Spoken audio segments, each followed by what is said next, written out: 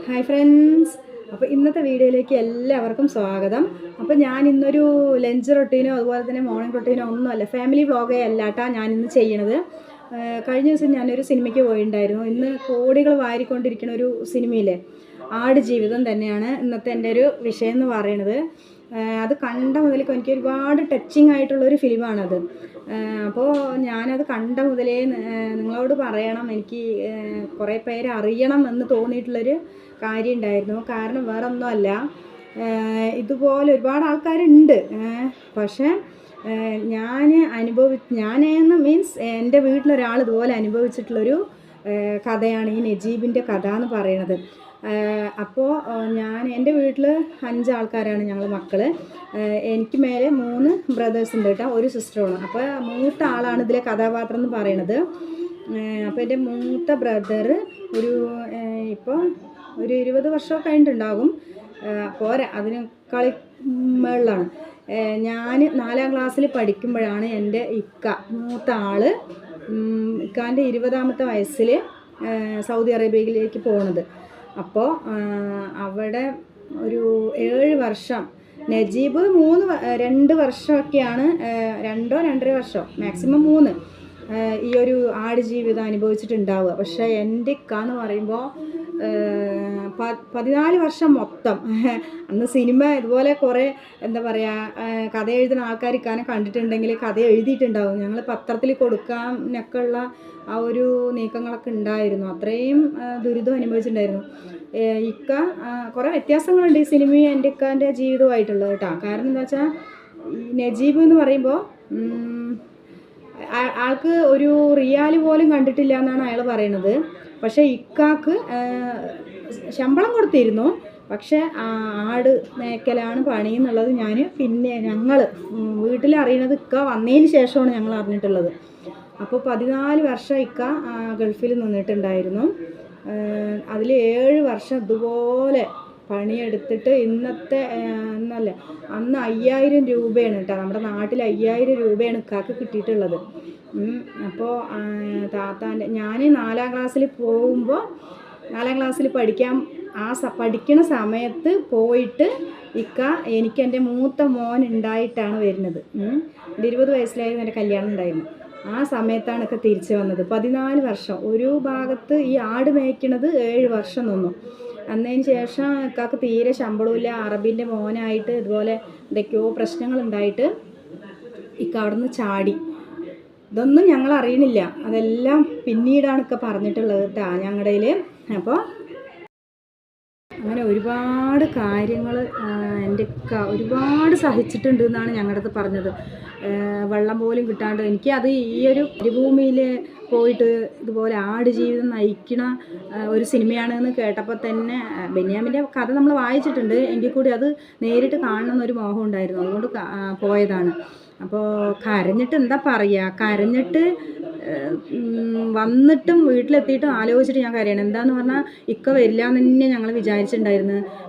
Phone ചെയ്യുമായിരുന്നു, എപ്പോഴെങ്കിലുമൊക്കെ phone ചെയ്യും. അതുപോലെ ഇക്കാക്ക് എന്താ പറയുക, പൈസ അയക്കാനുള്ള സംവിധാനങ്ങളൊക്കെ ഉണ്ടായിരുന്നു. എങ്കിലും ഇക്ക വരണേൽ എത്ര വിളിച്ചാലും ഇക്ക വരുന്നുണ്ടായിരുന്നില്ല. അപ്പോൾ നമ്മൾ ഈ ഒരു അറബിക്കഥ സിനിമ കണ്ടിട്ടില്ലേ, ആ സിനിമയിൽ ആദ്യമൊക്കെ ശ്രീനിവാസന് വീട്ടിലേക്ക് വരണം എന്നൊക്കെ തോന്നിയിട്ടുണ്ടായിരുന്നു. പിന്നെ ഒരു മസറയിൽ ഒരു ഭാഗത്ത് ഈ ആടുകൾക്കും അതുപോലെ ആ മൃഗങ്ങൾക്കൊക്കെ ഒട്ടകത്തിനൊക്കെ പുല്ല് കൊടുക്കണ ഒരു ജോലി. അപ്പോൾ അത് കുറേ ഇത് ചെയ്തിട്ടുണ്ടെങ്കിൽ അവിടെ തന്നെ നിൽക്കാൻ തോന്നുകയാണ്. ആൾക്ക് പിന്നെ ഇങ്ങോട്ട് വരണം എന്നൊന്നും തോന്നിയിട്ടുണ്ടായിരുന്നില്ല എന്നൊക്കെ പറഞ്ഞിട്ട് ഞങ്ങൾക്ക് ഭയങ്കര പേടിയായിരുന്നു. ഇങ്ങോട്ട് വരാൻ വേണ്ടി എല്ലാ ദിവസവും ഒക്കെ വരുന്ന ആ ഒരു സ്വപ്നമായിരുന്നു ഞാൻ കണ്ടിട്ടുണ്ടായിരുന്നത്. ഒരുപാട് സങ്കടമുണ്ട് കേട്ടോ. അപ്പോൾ എന്താ പറയുക, ഇതുപോലെ ഒരുപാട് ആൾക്കാർ ഇതുപോലെ ഉണ്ടാവില്ലേ പടച്ചോനെ എന്നൊക്കെ ഞങ്ങൾ വിചാരിച്ചിട്ടുണ്ട്. അപ്പം അന്ന് ആൾക്കാരിതൊക്കെ ഞങ്ങൾ ചോദിച്ചിട്ടുണ്ട്, എത്ര വിളിച്ചാലും വരില്ല. അതിൻ്റെ കാരണം ഞങ്ങൾക്ക് മനസ്സിലായിട്ടുണ്ടായിരുന്നില്ല. എന്നാൽ വീട്ടിൽ കടങ്ങളും കാര്യങ്ങളൊക്കെ ഏകദേശമൊക്കെ തീർന്നിട്ടുണ്ടായിരുന്നു. എൻ്റെ താത്താൻ്റെ കല്യാണം കഴിഞ്ഞിട്ടുണ്ടായിരുന്നു. അപ്പോൾ ആദ്യമൊക്കെ പറഞ്ഞു ഇവിടെ അത്രയ്ക്ക് ശമ്പളമില്ലല്ലോ, അപ്പം ശമ്പളം കിട്ടിയിട്ട് കുറച്ച് കഴിഞ്ഞിട്ട് വരാം. ശമ്പളം കിട്ടിയിട്ട് താത്താൻ്റെ കല്യാണം കഴിഞ്ഞു. 7 വർഷമാണ്, 7 വർഷം ഇതുപോലെ ആട് മേച്ചിട്ട് ഒരു കുപ്പി ഇതുപോലെ കുറച്ച് വെള്ളം കൊണ്ടുപോകും. ഇങ്ങനെ ആടുകളെ മേയ്ക്കാൻ വേണ്ടിയിട്ട് കുറേ ദൂരം പോകും. അപ്പോൾ ഈ വെള്ളം ഇത്തിരി വെയിൽ കൊണ്ടാൽ തന്നെ ഇപ്പം നമുക്ക് അറിയണുണ്ടല്ലോ വെയിലും ചൂടൊക്കെ. അപ്പോൾ കുറച്ച് നേരമൊക്കെ കഴിയുമ്പോൾ ആ വെള്ളം കഴിയും. അപ്പോൾ പിന്നെ പെട്ടെന്ന് ഇങ്ങോട്ട് വരാനും പറ്റില്ല, ഒരുപാട് ദൂരമാണ്. അപ്പോൾ ആടുകളിലെ മേച്ച് കഴിഞ്ഞിട്ട് തന്നെയാണ് വരേണ്ടത്. അപ്പോൾ ഞാൻ ആ ഒരു സിനിമ ഞാൻ ആലോചിച്ചു, ഒരുപാട് കരഞ്ഞു. കാരണം എനിക്ക് ഇപ്പോഴും അത് ആലോചിക്കുമ്പോഴൊക്കെ ഒരുപാട് സങ്കടമുണ്ട്. വെള്ളം കിട്ടാണ്ട് ഉള്ള ആ കാര്യമൊക്കെ ആലോചിച്ചപ്പോഴേ വെള്ളം കുടിക്കാൻ വേണ്ടിയിട്ട് എനിക്ക് അത്ര ഇടങ്ങേറായിട്ടുണ്ടാകും. അപ്പോൾ ഇപ്പോൾ എന്താ പറയുക, ഇപ്പോൾ അൽഹംദുലില്ലാ ഒരു കുഴപ്പമില്ല കേട്ടോ. ആൾക്ക് ഇപ്പോൾ കല്യാണമൊക്കെ കഴിഞ്ഞ് കുട്ടിയൊക്കെ ആയിട്ട് സുഖമായിട്ട് തന്നെ ജീവിക്കുന്നുണ്ട്. അപ്പോൾ ഇതുപോലെ കുറേ ആൾക്കാരുണ്ടാവില്ലേ, അപ്പോൾ അവരിനൊക്കെ ഇതുപോലെ ഇപ്പോഴൊക്കെ എന്താ പറയുക, ഒരുപാട് ഏജൻസികളും കാര്യങ്ങളൊക്കെ ഉണ്ട്, ഓരോരോ സംഘടനകളൊക്കെ ഉണ്ട്. അപ്പോൾ ഇതുപോലെ പെട്ടവരിനെയൊക്കെ കണ്ടുപിടിച്ച് ഇതൊക്കെ ആക്കുകയായിരിക്കും. അപ്പോൾ അറബിൻ്റെ മോന് തല്ലി എന്നൊക്കെ പറഞ്ഞിട്ടാണ് അവിടുന്ന് ചാടി നിന്നിട്ട് പിന്നെ ജയിലിലൊക്കെ കടന്നിട്ട് ആണ് ഇവിടെ എത്തുന്നത്. അതെങ്ങനെ എത്തിയെന്ന് വെച്ചാൽ എൻ്റെ നേരെ മൂത്ത ആങ്ങളെ ഗൾഫിക്ക് പോയി. അപ്പോൾ അവന് ചെറുതായിരുന്നു, ഇക്ക പോണ സമയത്ത് അവന് 7ലെങ്ങാണ്ട് പഠിക്കുകയായിരുന്നു. അപ്പോൾ ഇക്കാൻ്റെ ഫോട്ടോ ഇവൻ്റെ ഫോട്ടോ കൊണ്ടുപോയി, ചെറുതിലെ ഫോട്ടോ കൊണ്ടുപോയിട്ട് ഇക്കാനെ അവിടെ നിന്ന് കാണിച്ചു കൊടുത്തിട്ടാണ് ഇതാണ് ഇക്ക ഞാനിവന്ന് പറഞ്ഞിട്ട് അങ്ങനെയാണ് പിന്നെ കെട്ടിപ്പിടിക്കലും കാര്യങ്ങളൊക്കെ ആയിട്ട് അങ്ങനെയാണ് എൻ്റെ ഇക്ക ഇങ്ങോട്ട് വരുന്നത്, ജയിലിലൊക്കെ കടന്നിട്ട്.